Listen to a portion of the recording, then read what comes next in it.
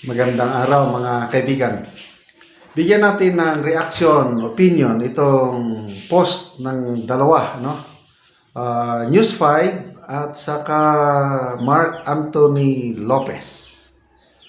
Unahin natin si Mark Anthony Lopez. Pareha sila ng topic sa post. Sabi ni Mark Anthony Lopez, bakit kaya pinag-resign ni Liza ang lahat? Bakit? Sinong Lisa ito? At anong pakialam ni Lisa sa pagre-resign ng mga cabinet official? Di ba? Kaya ang nag-utos si PBBM man. Tapos dito sa News 5, ito ang title ng kanilang post. It would be an opportunity for Marcos, rather FL Lisa, to replace people they dislike.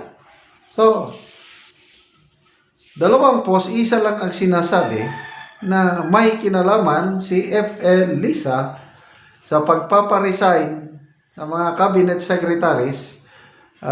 Tatanggalin nila ang hindi nila gusto. So, dito tayo mag-focus sa post ng News 5.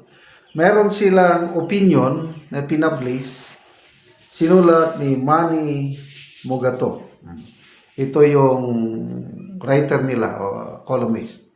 Summary ng kanyang opinion column. The emergence of a pro-Duterte bloc in the Senate is bad news for the administration. The bloc could block the removal of Vice President Sara Duterte Carpio in an impeachment trial about to start in a couple of days. Moving forward, it could have a direct impact on the 2028 presidential elections, considering Marcos has no viable and visible successor. Wala daw klaro na susunod sa yapak ni Marcos Jr. Totoo naman, Martin Romualdez ay parang mahina. Ang mga matunog ngayon is Leni, Riza, and of course, VP Sara, and sino ito? Rafi Tumpo. Okay, basahin natin ang article ni Manny Mugato. Bakit niya sinabi na it would be an opportunity for the President, rather First Lady, to replace people whom they dislike. Okay. Mabigat. Okay. Saan ba yun? Nag-loading pa. Ito, opinion. Marcos new team. President Marcos, basahin ko has asked the cabinet members to tender courtesy resignations so that he can immediately reorganize a new team for the second half of his 6-year term.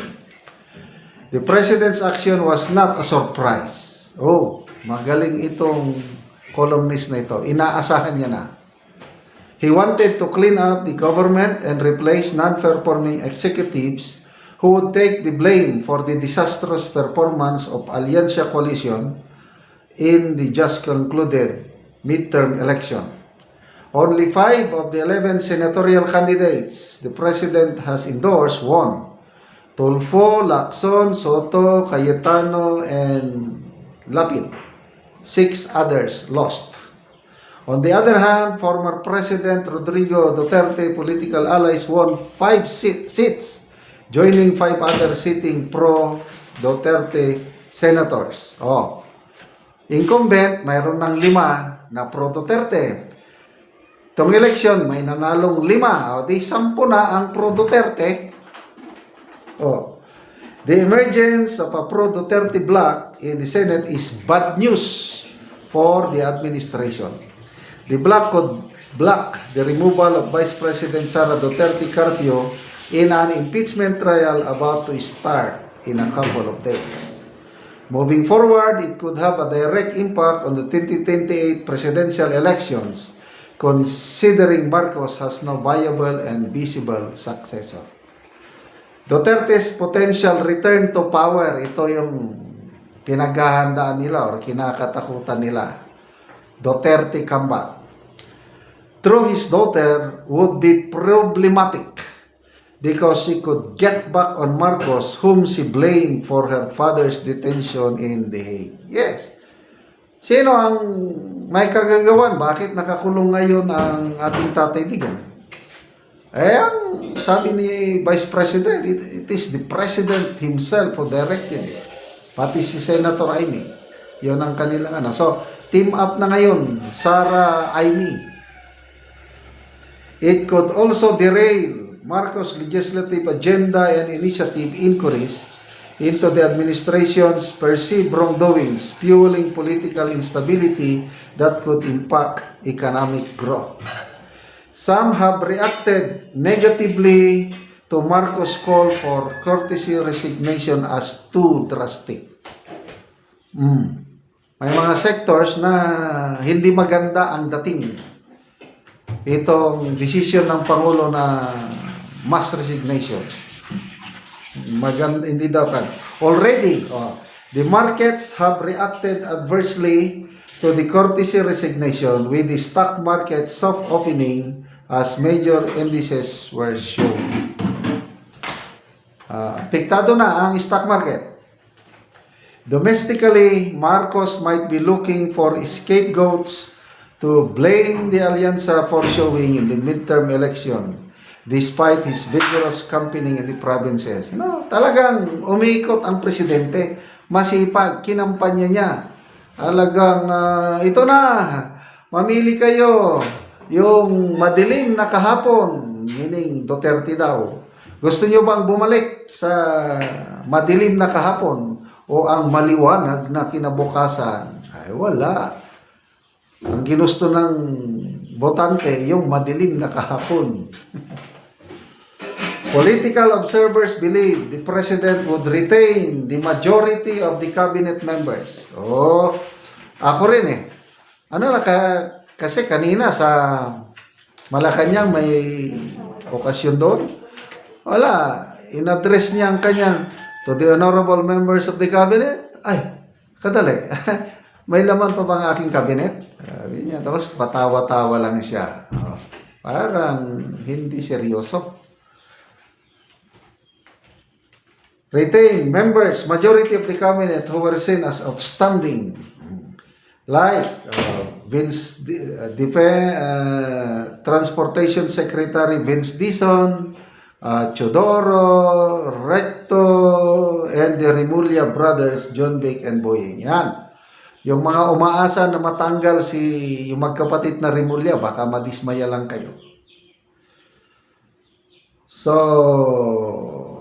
ito lang ang sinabi, ang mga posibleng matanggal. J. Ruiz sa PCO, Dole, Secretary Laguesma, Solicitor General Medardo Guibarra, posibleng matanggal, sabi niya. Ito, pati daw si Tio Laurel, baka posible ding matanggal. Yon, sabi niya, voters rejected most Alianza candidates because of high consumer prices. The arrest and handover to the ICC in The Hague also contributed to Alianza's defeat. Yun yung sinasabi ko na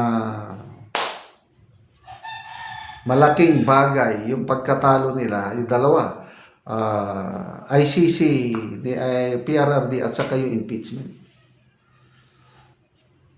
Okay, so, yun. Salamat dito sa opinion ni Mr. Manny Magato. Salamat mga Mugato.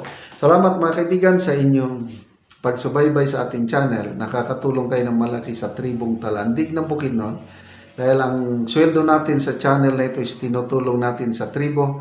Namimigay tayo ng libreng yero at pako para maayos ang sira-sirang bahay ng Tribong Talandig. Panoorin nyo ang video na ito. Ang balay ni nanay ug ni tatay sa among nabangan og yero, so karon ako silang bisitahon.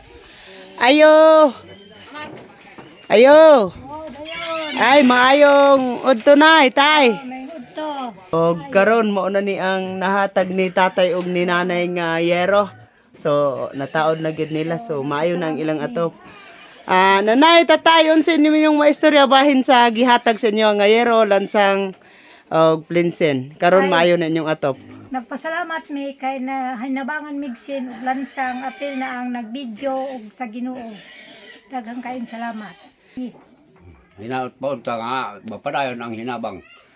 Aron wala tayo problema. Daghan ang nanginahanglan pa sa yabang sa hiyo. Mas sinadya nga rin, hinabang. Dagan pa ang nanginahanglan nay. Pagka uhang kinol. Oo. Og karon nay, og tayo nga nailisan na inyong atop, di ba maayo na ba? Wala na ulan, wala na tulo. So maayo na gyud. So salamat kayo tay nay. Salamat kayo. God bless.